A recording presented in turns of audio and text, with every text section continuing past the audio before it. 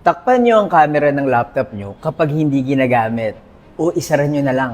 Kasi baka mamaya, may nanunood pala sa inyo kagaya ng nangyari sa isang babaeng nakatanggap ng mga nakakabahalang litrato.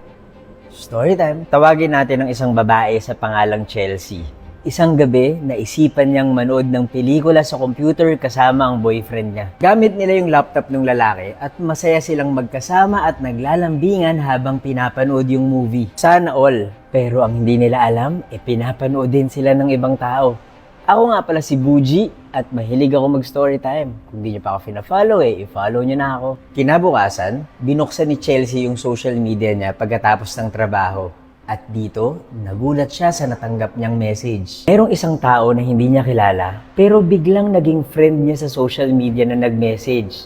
Ang sabi, really cute couple. Nanlamig si Chelsea dahil kasama rin sa message yung picture niya at ng boyfriend niya habang nanonood ng pelikula. At ang malala, ang picture ay galing dun sa laptop kung saan sila nanonood ng pelikula. Hindi naman kumuha ng litrato sila Chelsea nung gabing yun.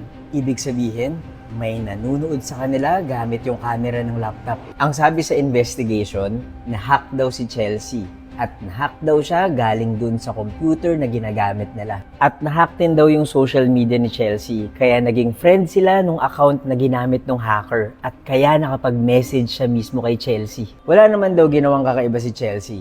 Pero ang tip ng mga tao, wag na wag magkiklik ng link na kahina-hinala. Wag na wag din daw magda-download ng mga bagay sa mga website na hindi mapagkakatiwalaan. Nangyari to noong 2015 pa sa Canada at pinagtibay na naman na ngayon yung mga security ng laptop at mga cellphone. Pero kahit 10 years nang nakalipas, mas dumami at tumindi pa ang mga hackers at scammers sa internet at mas malala pa yung kaya nilang gawin ngayon. Hanggang ngayon, hindi pa rin nahuhuli yung hacker ni Chelsea. Kaya mag-ingat kapag nasa internet kasi baka mamaya, ikaw na ang susunod na biktima.